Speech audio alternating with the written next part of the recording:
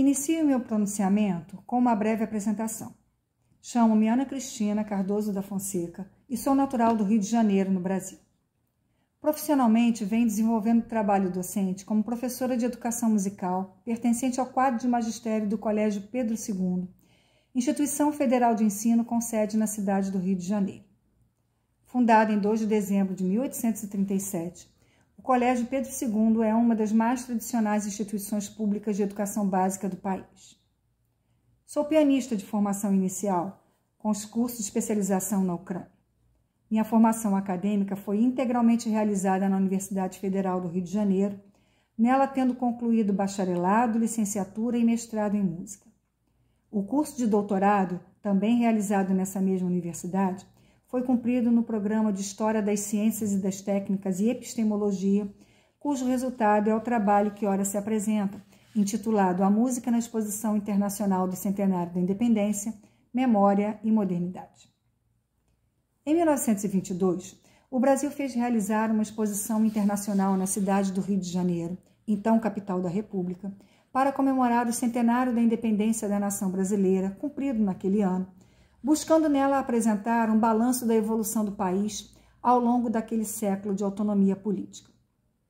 A pesquisa bibliográfica inicialmente empreendida revelou importantes informações acerca dessa exposição em diversos aspectos sob o signo da modernidade, do progresso e da civilização.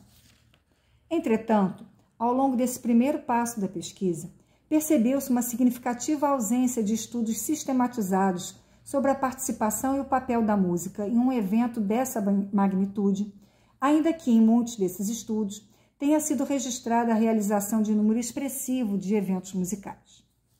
Dada essa lacuna, a presente pesquisa pretendeu, então, identificar e caracterizar o lugar da música na Exposição Internacional de 1922, no contexto do Brasil republicano do início do século XX, considerando os conceitos de modernidade e de progresso vinculados à construção da identidade nacional a partir da memória coletiva.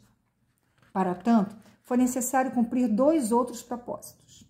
O primeiro deles propunha-se a examinar os programas de espetáculos musicais realizados na esfera da exposição internacional, a partir do que se buscaria, então, neles identificar a existência de traços de modernidade e de memória como segundo dos objetivos específicos pretendidos. Lançou-se mão, inicialmente, da pesquisa bibliográfica para identificar questões históricas e de fundo, vinculadas à modernidade e à memória, dada a característica celebrativa e comemorativa que o evento encerrava em si.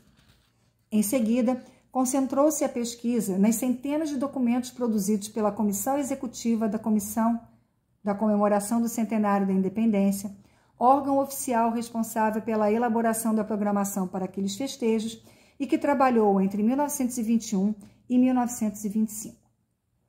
Dada a própria limitação do material documental inicial, partiu-se para outras bases de consulta que fizessem confirmar a realização do que havia sido planejado. Atuou-se, então, em 2 outras frentes. A primeira delas deteve-se no balanço dos festejos que o governo fez publicar em 2 importantes obras, o Livro de Ouro e o Relatório dos Trabalhos. A segunda frente considerou o material produzido pelos periódicos locais, que veiculavam informações oficiais, assim como artigos e crônicas sobre a exposição internacional. Foram inicialmente acessados os periódicos oficiais das comissões organizadoras dos eventos comemorativos, quais sejam a revista Ilustração Brasileira e Exposição de 1922. Essas edições, no entanto, possuíam apenas parte do material que se objetivava apreciar, motivo pelo qual outros periódicos passaram a ser consultados. Dessa feita, o foco da pesquisa esteve em publicações de frequência diária e de grande alcance, que, via de regra, mantinham colunas específicas sobre as comemorações do centenário ou sobre assuntos que tangenciavam as atividades da exposição internacional. A tese foi dividida em 4 capítulos. Deter-nos-emos, para efeito dessa apresentação, em parte do último capítulo, lançando mão, sempre que necessário, de conceitos e informações para a contextualização do que se pretende demonstrar. Para o desenvolvimento dessa pesquisa, assumiu-se o estabelecimento da modernidade a partir da ruptura com antigas práticas políticas e econômicas localizadas na sociedade feudal, e a admissão daquelas que, atuais e em oposição às que lhe antecederam, pudessem promover uma nova ordem social. As ideias iluministas que impulsionaram o conhecimento humano, com base no método investigativo e que pretendiam o domínio da razão sobre a natureza, foram responsáveis pelas intensas e rápidas transformações na dinâmica produtiva das sociedades a partir do século XVI. A memória aparece na pesquisa sob o perfil da construção da identidade de que se revestiram as festas do centenário da independência nacional e que parece estar, dicotomicamente, localizada em polo oposto à modernidade, já que, para alguns estudiosos, o moderno pressupõe o completo e absoluto afastamento do passado, o esquecimento e o rompimento com o antigo. Entretanto, como construir uma identidade sem o passado? O esquecimento, para os estudiosos do assunto, impede o reconhecimento individual e precisa da alteridade para se constituir. Assim, evocar e rememorar lembranças seriam condições imprescindíveis à identidade. Trata o segundo capítulo das comemorações e, dentro delas, das exposições internacionais. Eventos de caráter mercantil, mas ao mesmo tempo de natureza celebrativa, esses espetáculos tornaram-se verdadeiros templos e representações da modernidade. A história e a caracterização dessas efemérides sustentam a contextualização do empreendimento que o Brasil realizaria em 1922 para celebrar o centenário da independência nacional, em meio a graves crises política e econômica. Para receber aquele emblemático e característico evento da modernidade, seria necessária nova intervenção na paisagem urbana da capital federal, em adendo às que haviam sido realizadas no início do século XX, em prol da estética e do melhoramento das condições de tráfego, de saneamento e de higienização, e ao alcance de sediar a exposição internacional e de receber visitantes de boa parte do mundo que a ela esperava-se acorreria. Delineados os projetos comemorativos elaborados para a data, incluindo o estabelecimento da edição definitiva do hino nacional brasileiro, chega-se finalmente ao último capítulo, em que se vai tratar das celebrações. Oficialmente inaugurada em 7 de setembro de 1922, data em que se comemora a independência da nação, a Exposição Internacional do Centenário fechou as portas em 24 de julho de 1923, em sessão solene de entrega dos prêmios concedidos aos expositores nacionais e estrangeiros. Atemeei, nesse momento, a apresentação do que foi levado em dois dos principais palcos daquele festejo, o Teatro Municipal e a Exposição Internacional. Pela importância, significado e simbolismo de que se revestiu o Teatro Municipal do Rio de Janeiro, inaugurado em 1909, foi ele o palco escolhido para acolher a Exposição Internacional de Música Teatral e Sinfônica, denominada Grande Temporada Lírica do Centenário, da qual constavam concertos, apresentações de ópera e espetáculos de gala. Constituiu-se a grande temporada por duas partes, cada uma das quais detentora de um elemento musical que a identificava. A primeira delas foi dedicada à música sinfônica e ficou a cargo da Orquestra Filarmônica de Viena, sob a regência do maestro austríaco Felix Weingartner. A presença dessa orquestra no Brasil revestiu-se de dimensões bastante significativas pela relevância daquele conjunto orquestral e pelo fato de ter sido essa a primeira vez que a dita orquestra se apresentava fora da Europa. Na segunda parte, destinada à arte operística, incluíram-se obras líricas de compositores de diferentes nacionalidades, inclusive brasileiras, apresentadas por grupos de cantores italianos, alemães e franceses, de modo que as óperas foram cantadas no idioma pátrio dos respectivos compositores. As representações operísticas foram realizadas em sessões diárias e ocuparam o Teatro Municipal praticamente 2 meses. No espaço físico da Exposição Internacional, durante o período em que esteve aberta a visitação pública, os diversos pavilhões e palácios construídos ao longo da Avenida das Nações e da Seção Nacional da Exposição do Centenário promoveram inúmeros eventos com a presença da música como protagonista ou coadjuvante. 2 das construções da Seção Nacional concentraram as principais e o maior número de apresentações musicais regulares e concertos ali ocorridos, quais sejam o Pavilhão da Música e o Palácio das Festas, agregando enorme afluência de público à Exposição Internacional.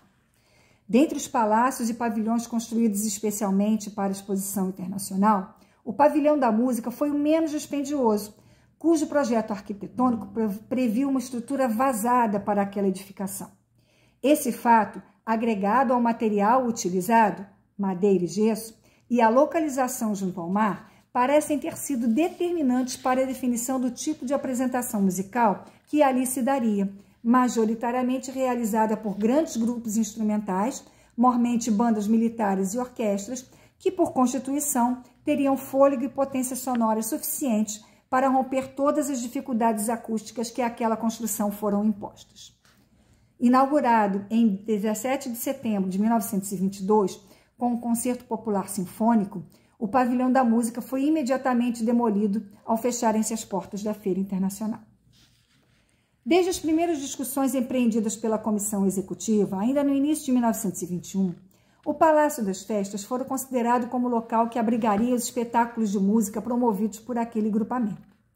Também localizado na seção nacional da exposição, era o Palácio das Festas uma construção monumental, das mais faustosas e deslumbrantes do certame, dentro da qual encontrava-se a Sala das Festas, parte principal da composição.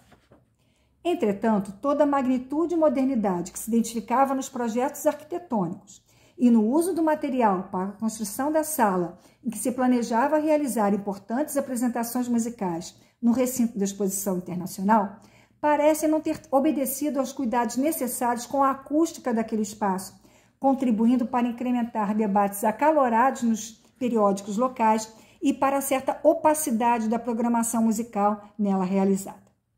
No espaço da Exposição Internacional, merecem ainda destaque os 2 concertos líricos e sinfônicos que tiveram à frente o compositor italiano Pietro Mascagni e realizados ao ar livre, no palco externo ao Palácio das Festas, e também os eventos realizados em datas comemorativas, quais sejam a Missa Campal, em 24 de dezembro de 1922, levada à cena em palco armado no Pavilhão da Música, a apresentação por cantores brasileiros e a caráter da ópera Cavalleria Rusticana, de Pietro Mascagni, em 20 de janeiro de 1923, data em que se comemora o dia de São Sebastião, padroeiro da cidade do Rio de Janeiro, e o espetáculo de gala realizado no Palácio das Festas em homenagem a Tiradentes, em 21 de abril de 1923. Completa-se com toque da ciência o relato das realizações musicais no âmbito da Exposição Internacional. Data do dia 7 de setembro de 1922, a primeira transmissão radiofônica em solo brasileiro, com o discurso do presidente Epitácio Pessoa, proferido quando da abertura daquele evento comemorativo, seguido à noite pela apresentação da ópera O Guarani, do compositor brasileiro Carlos Gomes, executada em espetáculo de gala no Teatro Municipal e transmitida para todos quantos se encontravam nas avenidas da exposição. Em parceria com empresas estrangeiras, foram montadas 2 estações radiofônicas, uma na Praia Vermelha e outra no Morro do Corcovado, a partir das quais os visitantes da Exposição Internacional foram apresentados as possibilidades que as inovações tecnológicas ajudaram a instituir. Nesse contexto, é preciso entender a música na Exposição Internacional como reflexo e produto de uma época em que coabitavam todas as particularidades que se revestiam as discussões ideológicas presentes nas primeiras décadas do século XX. Naqueles palcos celebrativos, ela foi mercadoria, como mercadorias eram os produtos expostos na Mostra Internacional. Na cena da exposição do centenário, a música foi primordialmente elemento mobilizador e gerador de um ambiente de civilização e de modernidade. Do lugar da tradição, que remontava a períodos históricos e políticos anteriores, mas que carregavam lembranças sonoras caras aos ouvidos do povo, esteve a música presente como memória das memórias e lugar da identidade nacional, ainda que esse espaço fosse uma construção a ser empreendida e que existissem vários desses lugares em tudo simbólicos. Mais do que uma sessão conclusiva, essas considerações finais pretendem instigar pesquisadores para um manuncial de estudos possíveis acerca do tema, como restou assinalado, e, quem sabe, em levar atuais e pósteros leitores.